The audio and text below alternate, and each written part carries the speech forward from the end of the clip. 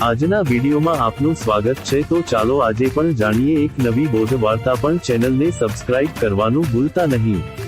એક મોટું અને સમૃદ્ધ રાજ્ય હતું, જેના રાજા પ્રતાપસિંહ પોતાના વૈભવ અને શક્તિ માટે ખૂબ જ પ્રખ્યાત હતા।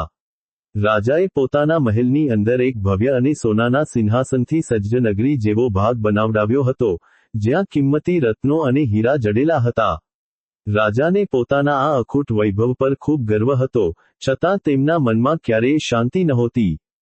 તેઓ હંમેશા વધુ ધન અને નવું રાજ્ય જીતવાની ચિંતામાં ડૂબેલા રહેતા હતા, જેના કારણે તેમને રાત્રે સરખી ઊંઘ પણ આવતી નહોતી।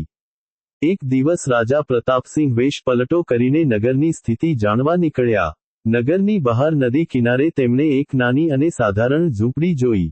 એ ઝૂંપડીમાં માધવ નામનો એક ગરીબ કઠિયારો પોતાના પરિવાર સાથે રહેતો હતો। માધવ આખો દિવસ જંગલમાંથી લાકડાં કાપતો અને સાંજે જે કંઈ થોડું કમાતો તેમાંથી પોતાના પરિવાર માટે ભોજન લાવતો।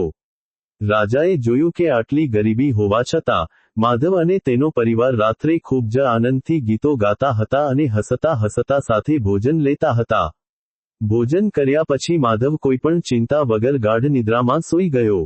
રાજાને આ જોઈને ખૂબ જ આશ્ચર્ય થયું। તેઓ ઝૂંપડીની નજીક ગયા અને માધવને જગાડીને પૂછ્યું, ભાઈ, હું આ નગરનો એક વ્યાપારી છું।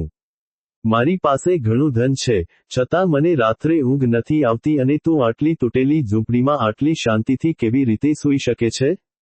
તારું નસીબ તો ઘણું નાનું છે।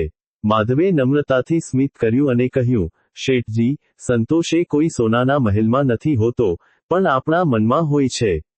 હું આખો દિવસ પ્રામાણિકતાથી મહેનત કરું છું અને ઈશ્વરે આજે જે આપ્યું છે તેનાથી મારો પરિવાર સંતુષ્ટ છે।